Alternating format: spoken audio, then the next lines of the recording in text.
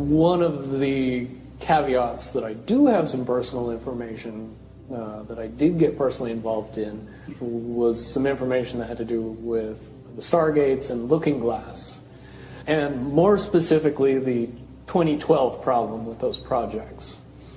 The popular opinion of what's out there right now is that the project was shut down because there was a problem when we approached 2012. I've heard it described a number of ways, but to my knowledge, the problem is that the timelines converge on that point in time. And when you know enough about the Stargate projects and the Looking Glass project to know how string theory works and how the possibility of possibilities works and how making one choice over here doesn't necessarily mean that the other choice couldn't exist at the same time. But once you get your brain wrapped around this subject, you find out that at the end of 2012, in an easy way to put it, the choices that we make become less and less consequential to the future.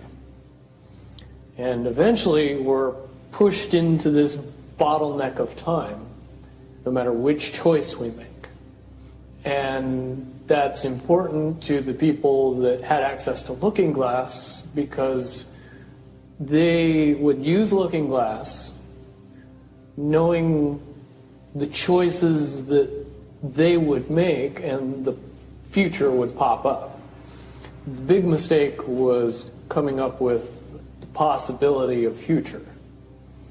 And when we started using a computer to say, well, if we make this choice, it's 79% possible that this scenario happens, and 23% are possible, or whatever, using round numbers, that this scenario would happen. The understanding at the time was that was realistic. However, if you go down the road further and free will continues to exercise itself on this game, that 79% possibility sometimes changes very, very fast. But if you look at the situation in a point of time, it seems very realistic that that's the greatest possibility. What happened was people, very smart people, began to figure out that something big was coming up. Something that made it so all the possibilities of all the future scenarios of any choice, any possibility that was fed in and observed through the Looking Glass inherently ended up in the same future. And no decision, no possibility changed past a certain point. That's the big secret. All possible timelines lead to the same basic set of history in the future. That is what sends everybody that has all of the information, that knows everything, into a blind panic. The people that know everything about Looking Glass, that have gotten all the reports and all the information, the elites of the world, probably figured out that that was the end of the game. And nothing could be manipulated beyond that point. When I was in the military, it would have been before '97 when I got in trouble. One of my particular areas that I was amazingly intuitive about is problem solving / mission planning, or more specifically, taking a bad mission and fixing it. Certainly knowing how string theory and possible futures works makes it so you can work your mind very quickly to see the reality of what's happening and decide what decisions need to be made to change it for a particular outcome. At a certain point, after they're done hearing the computer tell them this is what's going to happen over and over and over and over again, all they become focused on is how do we fix it? What I do know is that I was called in and asked to solve this problem, this timeline contraction problem. And I eventually did my due diligence and did all the investigating and basically only had one piece of information, and that was reinforcement. The computer's right. The timelines will contract down to some inevitable thing. There is an inevitable event. It's been forecast, it's been predicted, it's been fed to us in a slop trough of what they want us to believe will happen. They don't actually have control over what happens.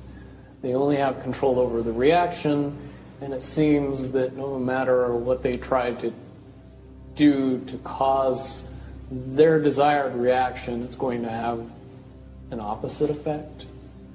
Much, much easier for me to explain today what that process is as opposed to back then. If I had to give it a name, I would say it's the awakening process. It's an evolution of consciousness that cannot, will not, and no matter what decisions or possibilities are injected into the equation, eventually it all resolves down to us all learning the truth and becoming aware of this massive dam of lies that has been built that keep us from knowing massive volume of information that we should otherwise possess. Essentially what happened with Looking Glass, not only did they not want people to use it anymore because they knew it was just going to burp out the same thing, but at the same time they didn't want anybody else to know what it was saying, I'm sure.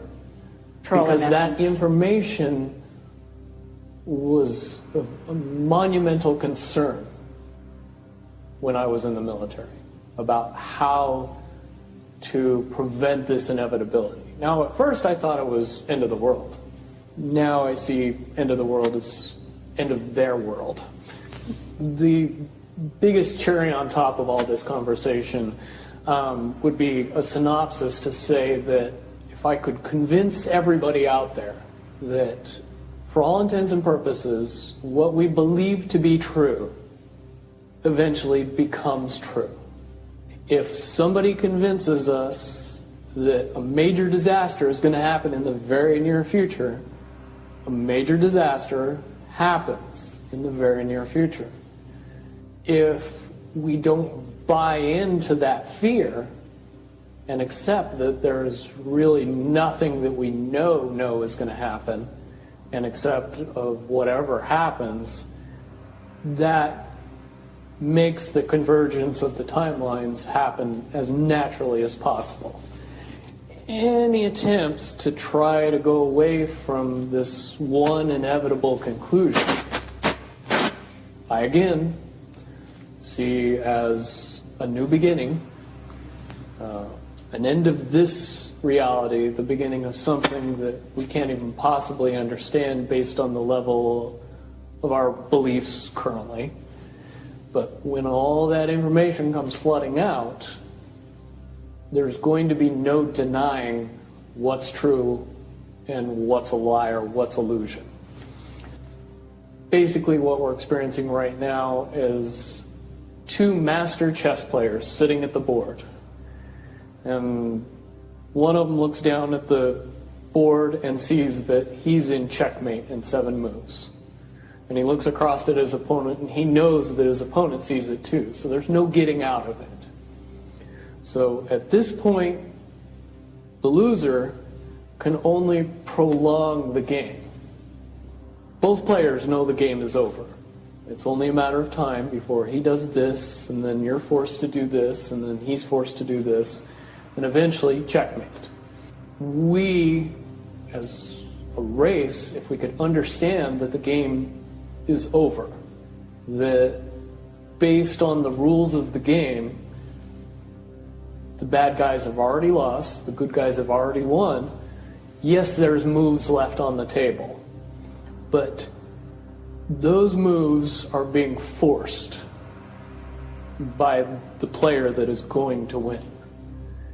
The only way that checkmate can't happen is if the player that's winning makes a mistake. But from all of the information that I've gathered, all of the information that's been given, all of the information that's been vetted to me, it seems pretty obvious that the good guy player on the side of the chessboard knows exactly what has to be done to win the game. And so at this point, any mistake would be all but impossible. But again, you really have to understand the game to know that the guy that's losing is lost. And I'm sure most people sitting watching a chess match between two advanced chess players know the game's over long after the two players know it's over. Because they can't see the board and see that there's only 7 moves left.